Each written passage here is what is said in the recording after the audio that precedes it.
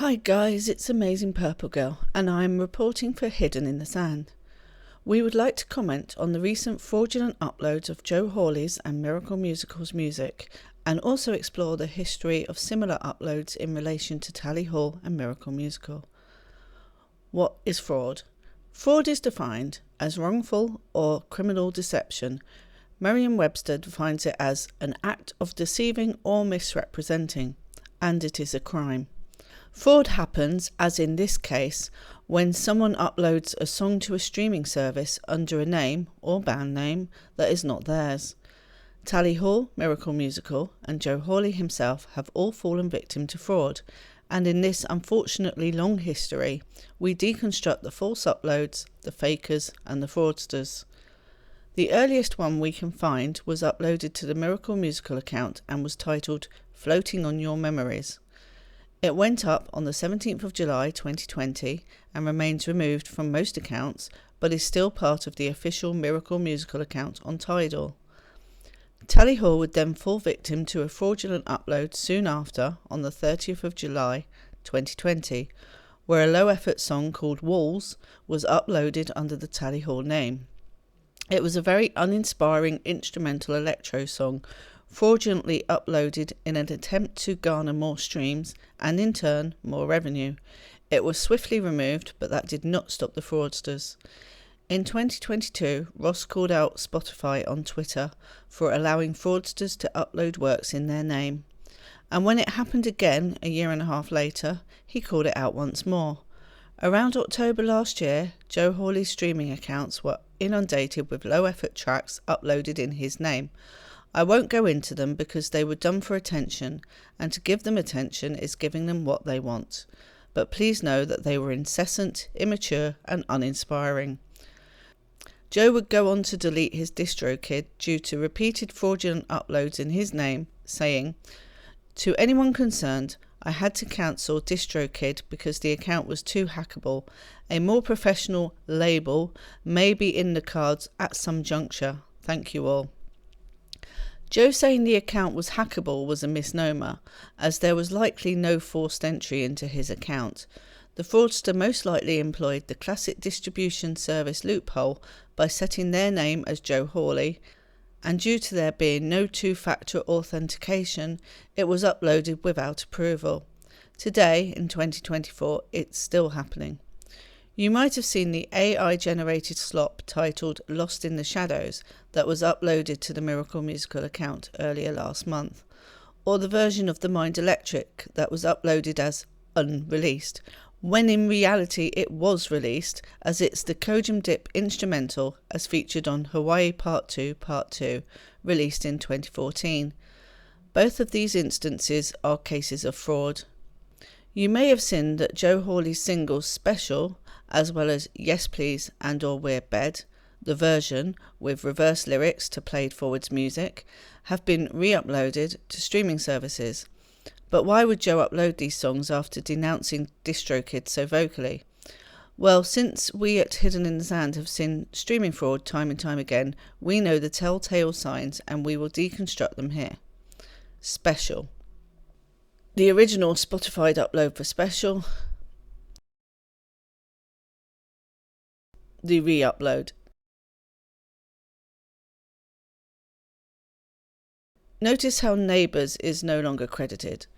We have also been keeping track of uploads via the Tally Almanac, and as we reported there, the original was released under 729374 Records DK, DK being short for DistroKid. If you don't put anything in the record label section of the DistroKid upload, one is generated for you using your account number. This unique number is different in the re-upload. The re-upload was listed as 8024327 Records DK, which almost completely proves that this re-upload was done by a different user. Yes Please and or We're Bed. The original upload. The re-upload.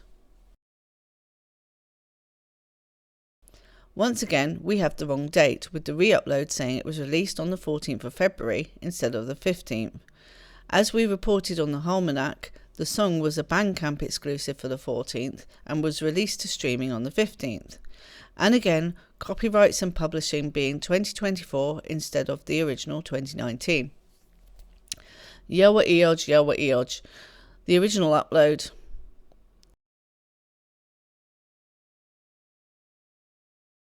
The re-upload. First, and the biggest slip-up, the Y is lowercase on the re-upload. Second, the streaming numbers for the backwards songs have disappeared, leading us to think that this is a re-upload rather than a renewal of service. The publishing and copyright information has also been updated to 2024, instead of its original publishing date of 2019. Almost all of the tracks are, inexplicably, different lengths. While you may be celebrating that your favourite song is back on your favourite streaming service, remember, fraud could happen to you. In this current climate, someone could take your work, re-upload it somewhere else, and make money off it. And that's something nobody wants.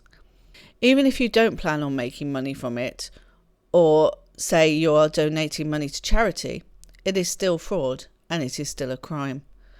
Spotify has this system called local files, in which you can upload your local files and listen to them on the go. Almost all Tally Hall and related works are on Bandcamp, as well as demo albums that aren't on Spotify. You can just pay for them once and you own them forever. I myself own Hawaii Part 2 this way, and the original artists get a fair share of the money. It's worth noting that a similar situation happened with the artist Lemon Demon, who had many of his early albums uploaded to Spotify illegally. This has since made it impossible for Needlejuice Records or Neil Cicierega to upload these albums onto Spotify officially, due to the way Spotify handles repeated uploads of the same content.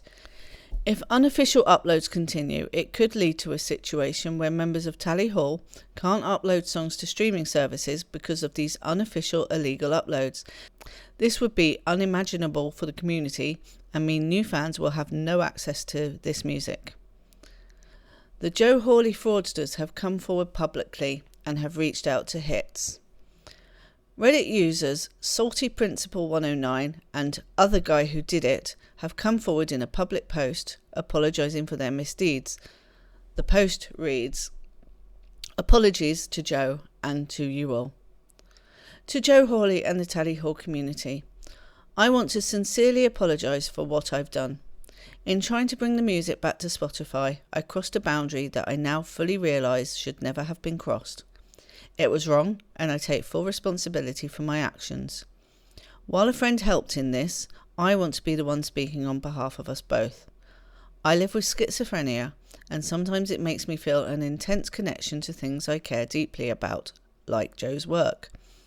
That connection became unhealthy and led to a decision I deeply regret. This doesn't excuse what I did in any way, but I wanted to share the context behind my actions, even if it's hard to admit. I'll be taking down the songs we uploaded because it wasn't our place to share them. If it wasn't Joe's choice, it shouldn't have been ours either. To Joe and the Tally Hall community, I'm truly sorry for the harm I've caused. My actions came from a place of admiration, but I see now that I went about things in the worst way. I've learned from this, and I'll work to make sure I never let my emotions lead me down this path again. Thank you for taking the time to read this. I hope in time you can forgive me. The songs will take some time to be taken down, so enjoy them while they're up. Also, we are not related to the murder drones thing or previous hacks. Please be respectful and be good. Thank you for taking the time to watch this video, and I hope you have a greater understanding of why this is such a great issue, much as we'd all like Joe's music back on streaming.